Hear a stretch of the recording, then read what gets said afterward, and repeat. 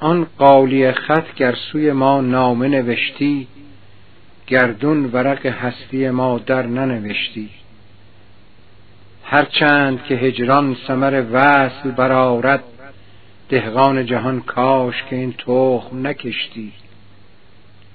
آمرزش نقد است کسی را که در اینجا یاریست چو حوری و سرایی چو بهشتی. در مصطبه عشق تنعم نتوان کرد، چون بالش زر نیست بسازیم به خشتی. مفروش به باغ ارم و نخوت شداد، یک شیشه می و نوش لبی و لب کشتی. تا کی غم دنیای دنی ای دل دانا، حیف است خوبی که شود عاشق زشتی.